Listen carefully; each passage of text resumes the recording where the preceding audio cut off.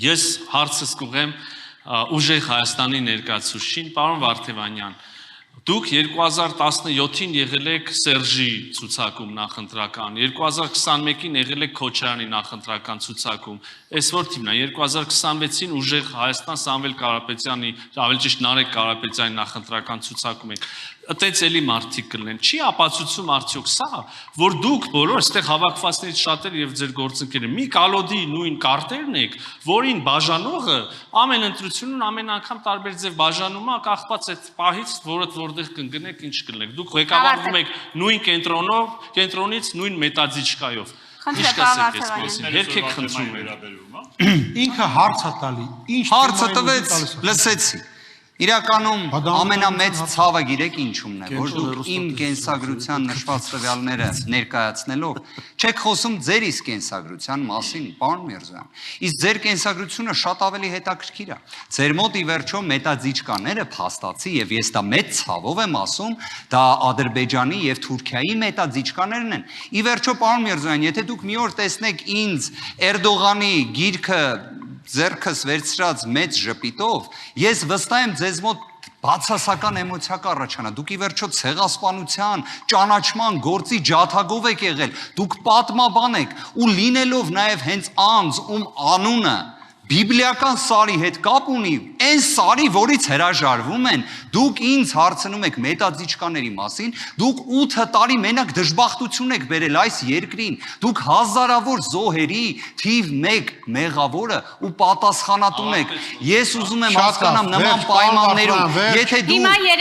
կենսագրության մասին եք Հիմա 3 րոպե ընդհանուր քննարկման համար։ 3 րոպե։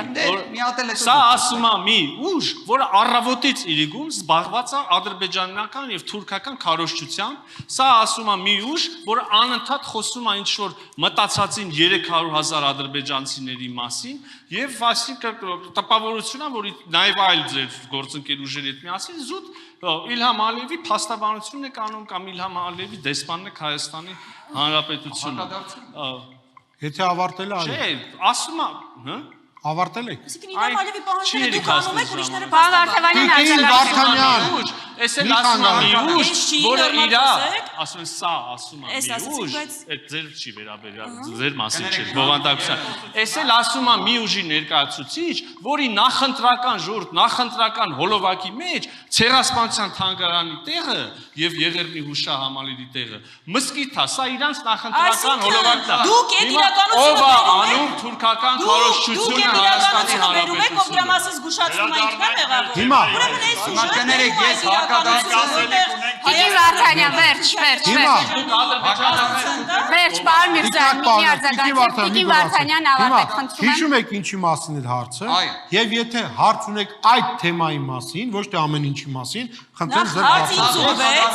Հենց այդ մասին, պարոն Այվազյան, խնդրեմ։ Ես չհակադարձ է։ Կհասնեք։